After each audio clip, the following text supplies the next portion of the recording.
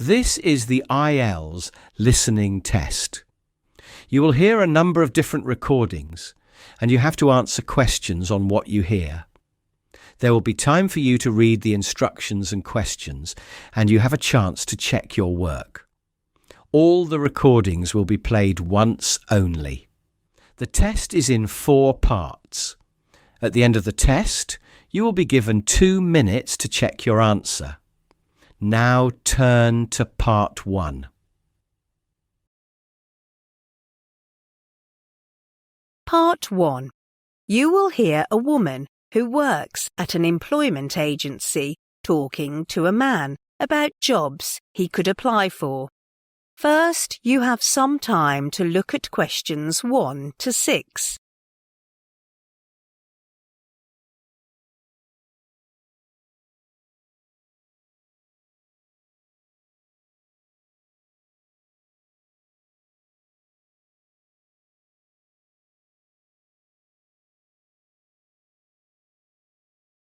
Now listen carefully and answer questions 1 to 6. Good morning. How may I help you? Good morning.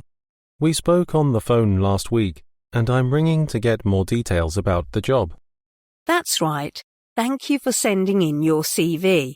We've carefully looked at it, and I think we have several jobs that might suit you. That's great.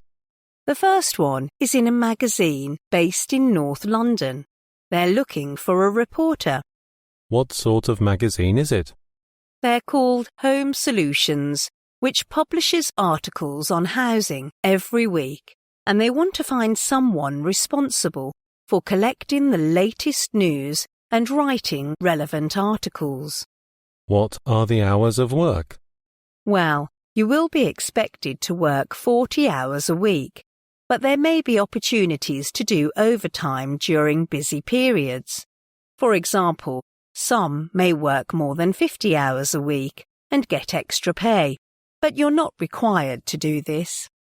That's reasonable. Do you know what the rates of pay are? Yes, it says you'll get a monthly pay of £7,000 for the first 6 months, and after the probatory period, you'll be eligible for a salary of more than that, maybe £7,500 or more. That's good. So, is that something that might interest you? It is, yes. The only thing is, you say they are in North London, so it would be a pretty long commute for me. In that case, the second position might suit you better regarding location. That's a researcher for an electronic engineering company in South London. Yes, that would be a lot closer. Your CV shows you have relevant working experience in this field. Yes, I worked in the office of a computer engineering company for 2 years. What about the working hours? For this job, you'll have to work 45 hours a week, and the starting salary is £7,200 for the 6-month probationary period. That should be nice. I can arrange for you an interview if you're interested. But before that, may I ask where you heard about us? Was it in an advert, or did your friend tell you? Neither. It was a website. Then I just got your number from the phone book. Oh, right. Before you hear the rest of the conversation, you have some time to look at questions 7 to 10.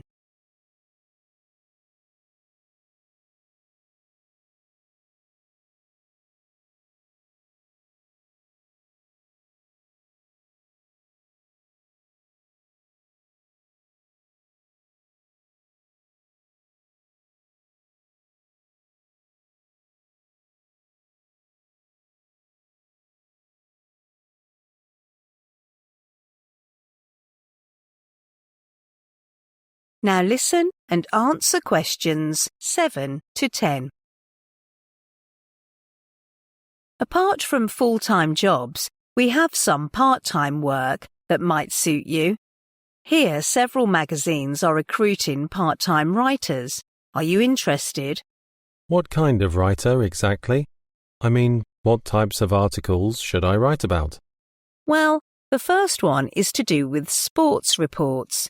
For this, you're expected to write sports articles twice weekly. Well, I love sports.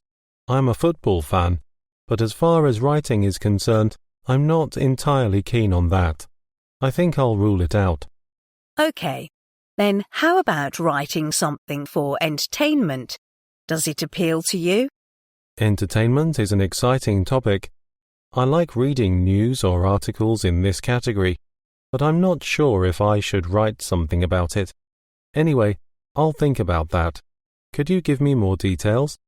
OK, I've got your email, and I will send the details to you later. Thanks. And the third one is writing reviews for soap dramas. Oh, soap drama is my favourite. I worked as a freelance writer in this field 3 years ago. I think it's pretty worthwhile to give my own opinions and recommendations to the audience. That's good. And the last one is writing articles for a business economy magazine. I'm unfamiliar with this field, so I think it might not be easy. Don't worry too much. Experience is not essential for this job. They've got a training session for every recruit. That sounds not too bad. OK, would you like me to send you the pamphlet so that you can learn more about it? That will be nice. OK, that's it. I'll send you all the information later, and that is the end of part 1. You now have half a minute to check your answers to part 1.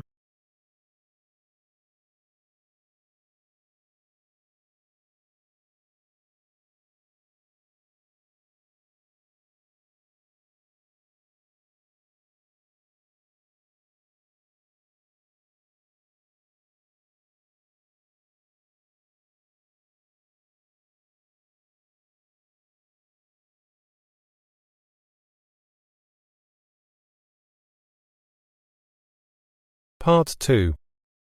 You will hear an introduction from a tour guide about suggestions for an island. First, you have some time to look at questions 11 to 14.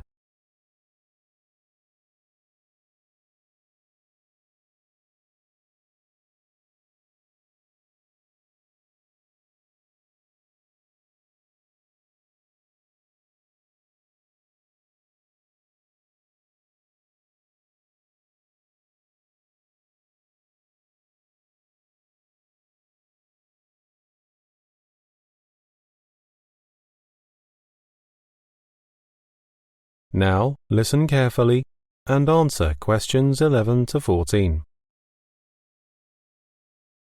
Hello everyone, I'm Hazel, the guide from Travel Light Agency.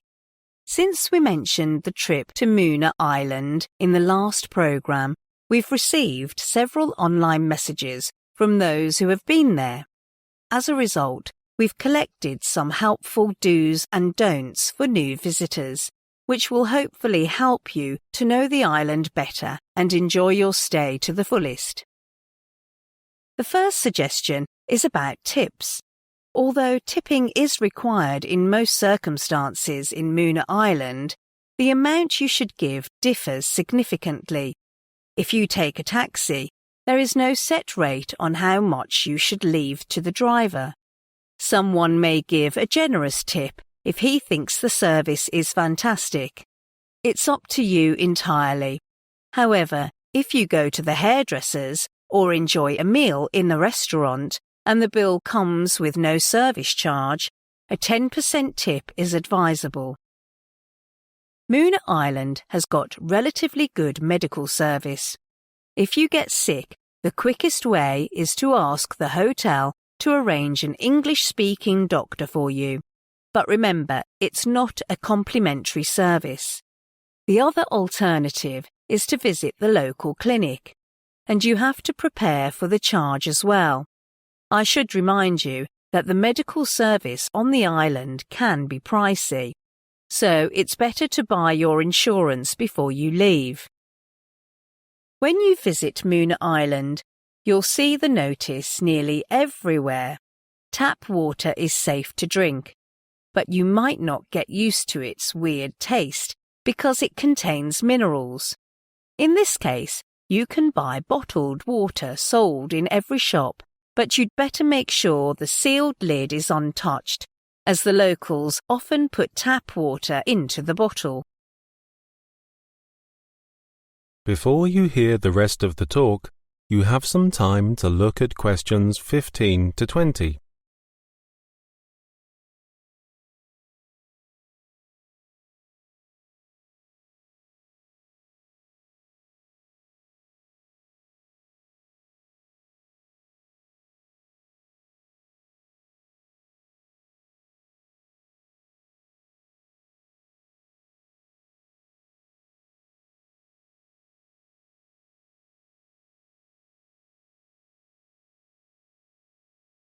Now listen and answer questions 15 to 20.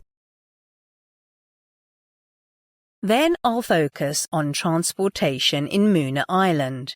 The bus is the most commonly used means of transportation for local residents. Although there aren't many bus lines, they're always on time.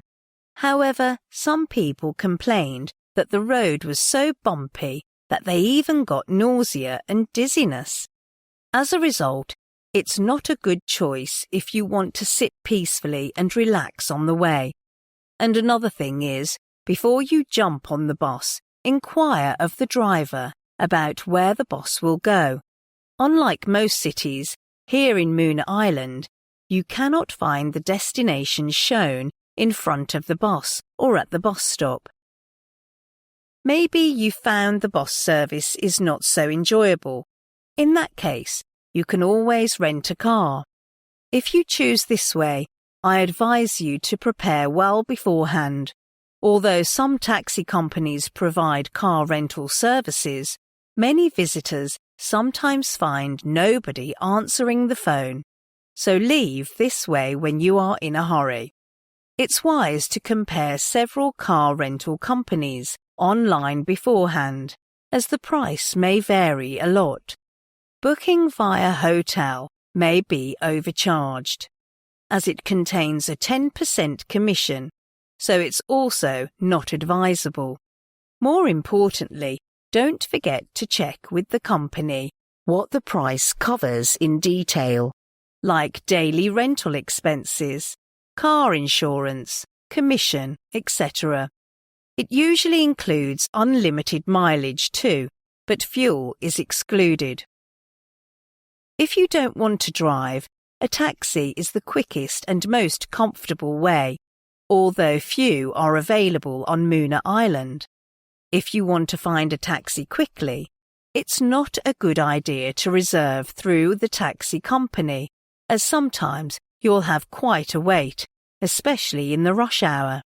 The easiest way is just waving your hands on the street to stop the taxi. Otherwise, the driver will drive away directly after he drops off the guests. Oh, another thing is, I have to remind you that there is no meter for taxis in Moona Island, so before you jump in the taxi, you'd better negotiate with the driver about how much you're going to pay. For example, if you take a taxi from the airport at night, it may cost you. So confirm the price before you get in. Okay, that's all about the tips for Moona Island that I want to share today. And are there any questions? That is the end of part 2. You now have half a minute to check your answers to part 2.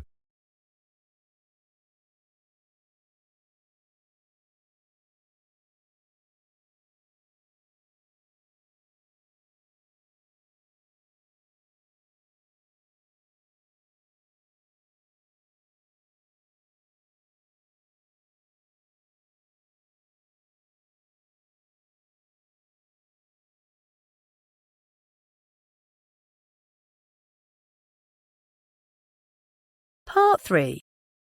You will hear a student talking to a tutor at her college about the possibility of changing her course. First, you have some time to look at questions 21 to 24.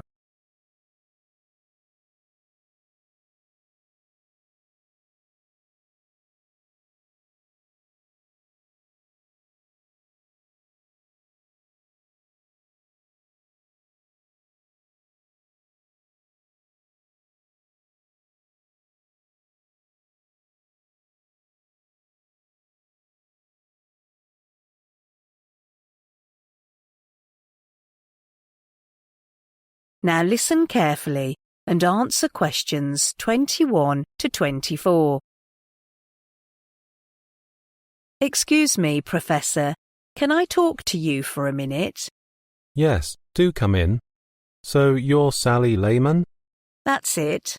You want to discuss with me changing courses, right? Yes. All right.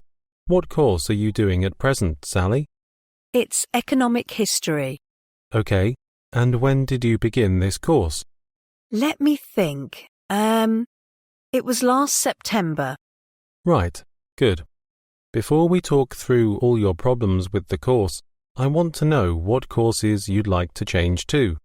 Well, there are several courses that I've thought about, but my first choice would be politics.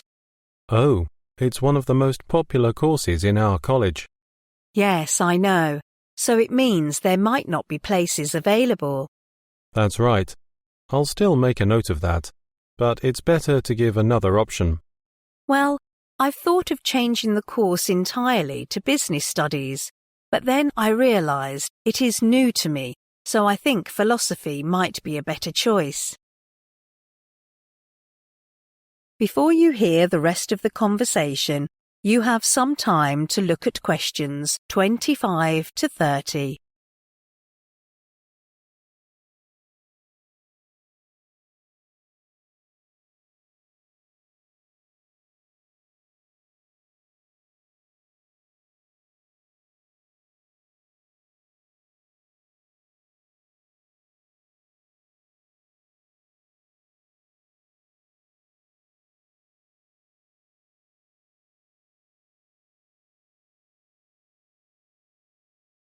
Now listen and answer questions 25 to 30. Okay, that's useful to know. Then let's talk through any problems you've been having at the moment and see if there is any possibility for us to offer help. After all, with all the efforts that you've made already, it'll be a pity to give up the present course and completely start a new one. Yes, I agree with that. I've learned something valuable about economic history. Good.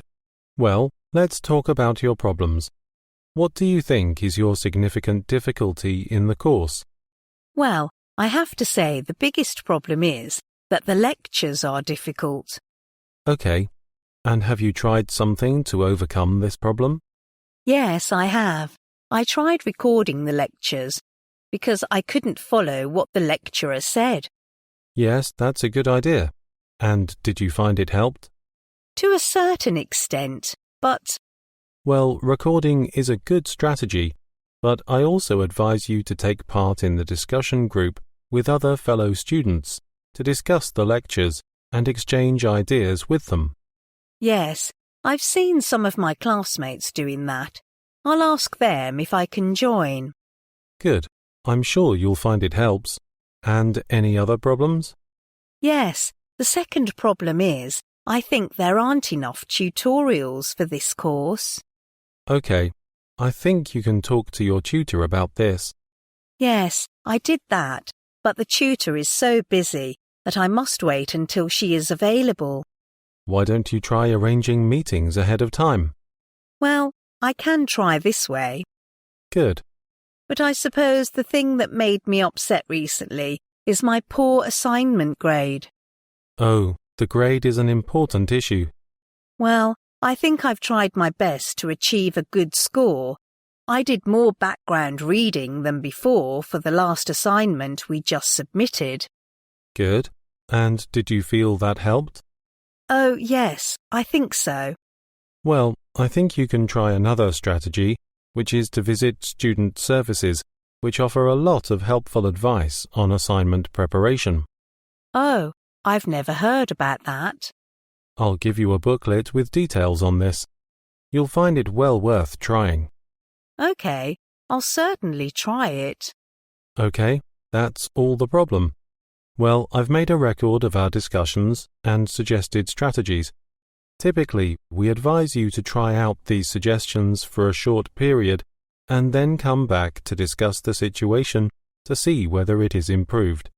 If not, we will start considering alternative courses. OK, when shall I come back? How about in a month's time? OK. That will be on the 17th of February. How about 3:30 in the afternoon? Is that all right for you? Yes, sure. And where shall I meet you? I'm afraid I will be on leave at that time, but I'll leave this record to our senior advisor, and you will meet with him then in this office. OK. Good. That's it. Let's see whether things can improve, Sally. OK. Thanks very much. My pleasure. Bye. That is the end of part 3.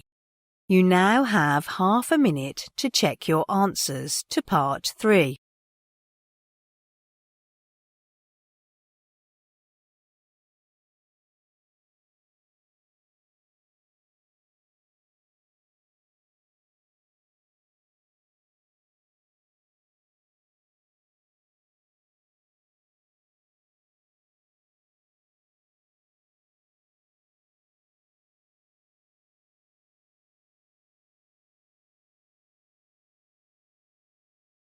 Part 4. You will hear a student from the architecture faculty giving a presentation about houses that are built underground. First, you have some time to look at questions 31 to 40.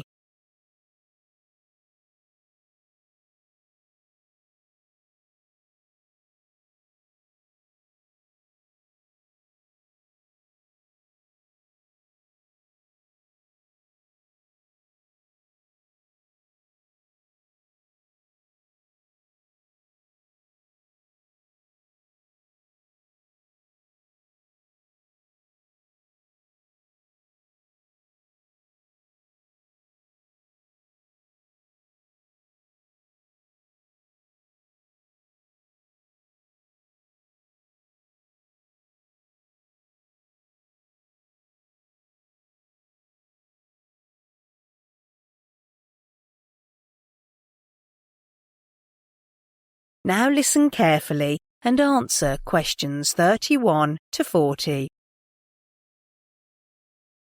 For my presentation today, I will focus on earth-sheltered housing, or underground housing as it's more commonly known. I'll illustrate how it can meet the demands of ecological, environmental planning regarding building and energy resources. Let's first look at the advantages of earth-sheltered housing. Perhaps the most significant merit of earth-sheltered housing is the low impact on the environment, since houses built underground can hardly be seen from the surface. Then, earth-sheltered houses are not only environmentally friendly, but also surprisingly efficient regarding energy. It is because underground housing can make great use of the alternative technologies to improve energy efficiency. Moreover, many earth-sheltered housing projects use natural, non-toxic building materials. Some are even more durable than standard building materials. As a result, earth-sheltered houses have a lifespan of 500 years or more. This type of building technique means less exposure to the outside elements like sunshine, storm, snow, etc. So it can give the houses actual protection and keep the maintenance of the houses to the minimum. Earth-sheltered houses also give people a quiet environment. As we know, noise is a severe problem in modern society, and many people consider moving home because of this. In that case, earth-sheltered houses might be a good choice. because living underground means those people will no longer suffer from the disturbances caused by the traffic on the road. And lastly, earth-sheltered houses also bring significant health advantages to people. Because of the sophistication of the ventilation systems installed in earth-sheltered houses, it provides a comfortable living environment for people who have asthma and other chest diseases.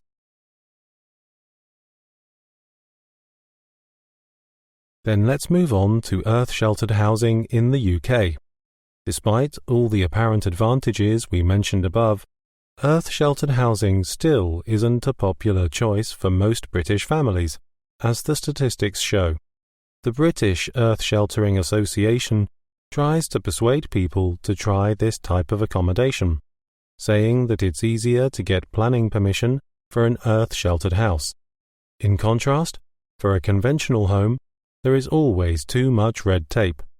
A lot of evidence shows that the building development offices are more sympathetic to earth-sheltered projects, especially in the conservation areas. On the sites where conventional houses aren't usually allowed to build, earth-sheltered housing might be a feasible solution. And there is even a possibility that one day earth-sheltered houses can take the place of mobile homes along the coastlines in the UK. In the last part, I'd like to talk about two different projects in the UK, Mole Manor and Hockerton. When it was first built, Mole Manor attracted wide publicity around the world.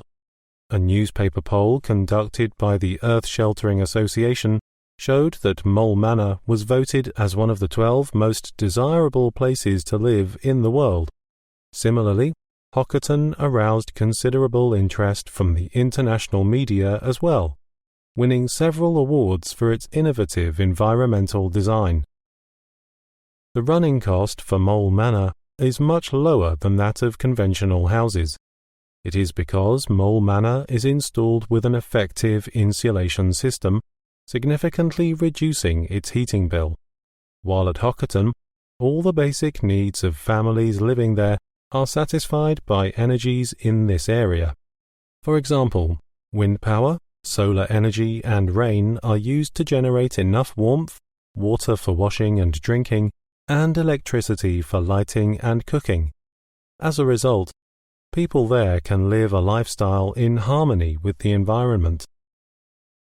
It is also proved that at Hockerton, earth-sheltered houses can be built on a modest budget, because it gives priority to cost when designing the houses.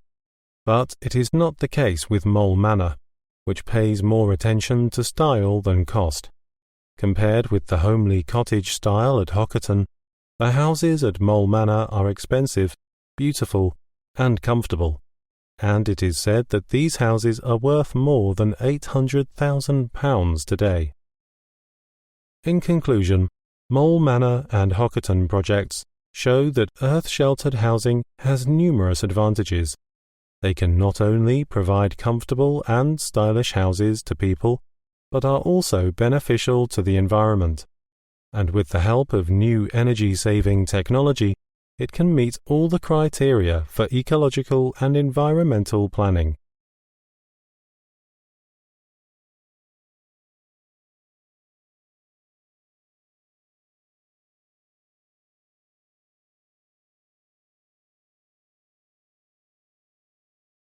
That is the end of part 4.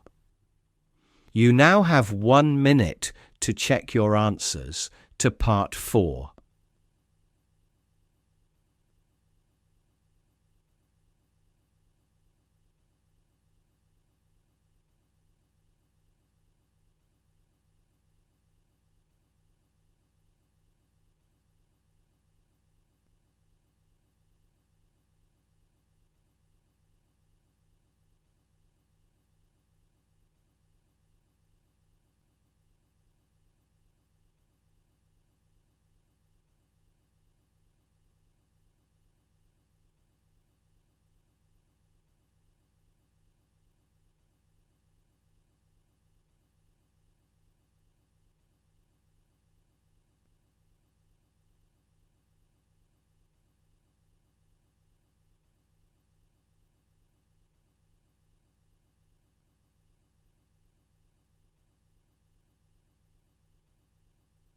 That's the end of the listening test. You will now have 2 minutes to check your answers.